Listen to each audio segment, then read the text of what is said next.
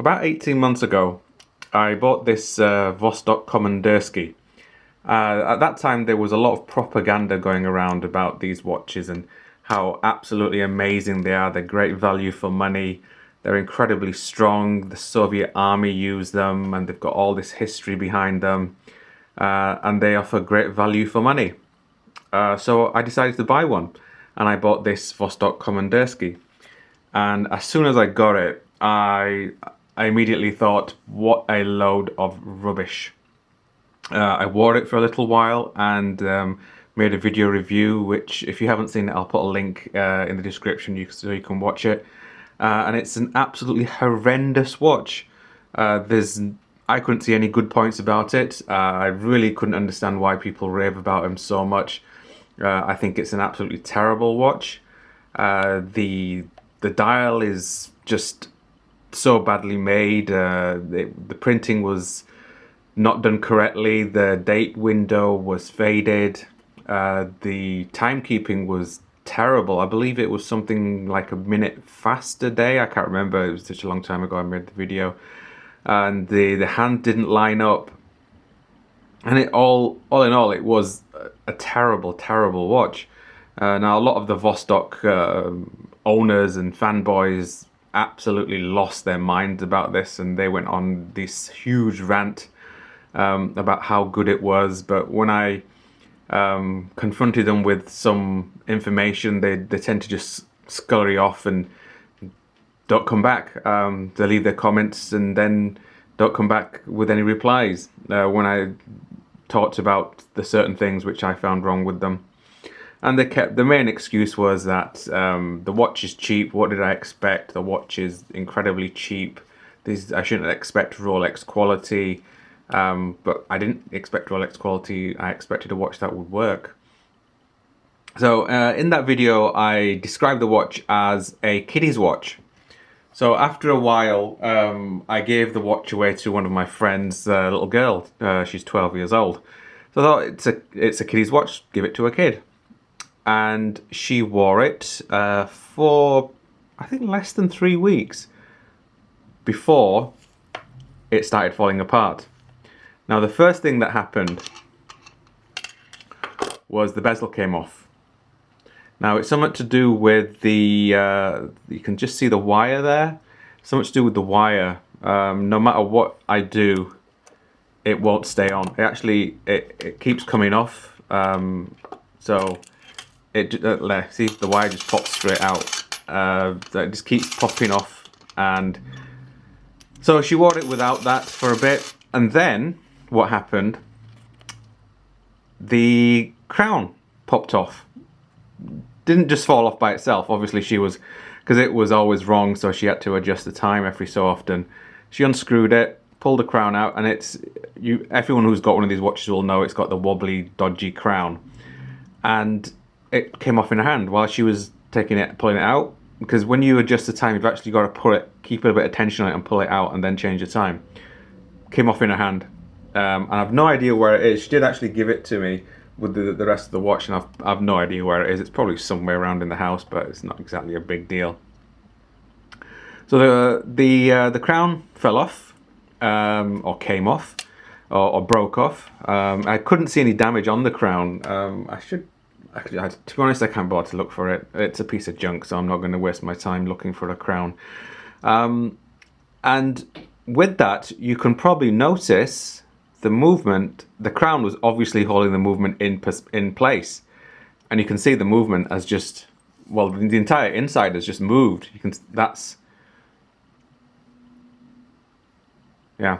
So it's completely, and you can actually hear it moving around in there. So it's completely. I think it does probably move around in the case, but I've not really noticed if it's changed in a position or anything else like that. So one of the other things that people were crying about, now she didn't wear, like I said, she didn't wear it long. You can just see the strap's got very little wear on it. I mean, it's got a bit of indentation there, but the rest of the strap, I did change the strap for her because the strap that came with this watch was just stupid. As well, I guess it fits the watch since it's a stupid watch. So you can see the strap's got very little wear on it because she didn't wear it that long. Now, one of the things that people, the Vostok crowd, all bitched and complained about, they said, well, it's got to be a fake. It can't be a genuine Vostok. It's got to be a fake. That's why it's so bad. Well, since it's broken, let's open it up and have a look if it actually is a fake or if it's real. Now, I don't know of any fake Vostoks around there, so I don't know if anyone else has come across any fake Vostoks, but in order to make a fake watch, you've actually got to put a lot of effort into them. It just falls straight out. Didn't expect that. There we've got the movement. So all of you Vostok experts, you tell me, is this fake or is it genuine? It says Russia 2414A on the movement. Is it a fake Vostok? I'm guessing not. In order to make a fake watch, like I said, there's a lot of work to be done. First of all, you've got to make a complete new case. You've got to make a mold for the case, and you've got to do all the measurements and everything else, and you've got to do the same with the movement. You've got to make a movement, you've got to make the dial, so it's quite a complicated thing. So I very much doubt any fake factory in China is going to spend all that money to produce a fake Vostok when you can buy them for next to nothing. So this notion that the watches are fake, I think, is just an excuse. Let me just see if I can put it there. You see the hands have sort of lined up now. That's very strange. You see, because I've moved it around to the right position with that. Before it was like, was it down or below? I can't remember.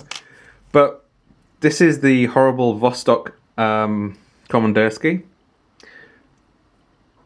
Yeah, I don't know what I'm going to do with it. I mean, I'm guessing it probably still works. I just would need a crown for it to wind it. But I don't know where I can find for it. Now, before I gave it to her, now a lot of people were saying that Vostoks are fantastic and they offer great value for money and all this stuff. So what I did was I bought this watch. This is a watch, a Chinese brand watch. Now, those of you who know the watches will probably say that looks very much like a Nomos, and yes, it does. So it's got a power reserve, it's got a second hand, it's got the date, and it comes on this sort of sharkish bracelet. I think it's very, it's got a magnet, so it can size to your wrist really well, and it's got an automatic movement. Now, I did, before I gave her the horrible Vostok, is I bought this purely just to make a video to compare the two watches. Now, the reason I bought this one was because it cost exactly the same as this. So I'm comparing like for like in terms of watches. Chinese watch, Russian watch, and see which one works out better. Now, I just haven't had time to edit the video, so I made the video and I will upload it, but since I got this watch back about a week ago, this one, the broken one, I decided to make this video now and then edit the two comparison watch video a bit later. So if you want to have a look at that, stay tuned. I'll upload that probably in a few weeks when I get time to edit it. But yeah, so here's the broken Vostok.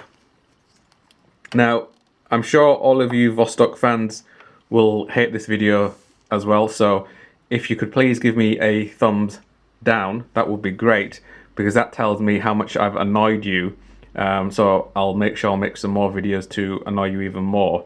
So remember to give me a thumbs down, because it really does give me great joy to annoy you guys. Thank you for watching.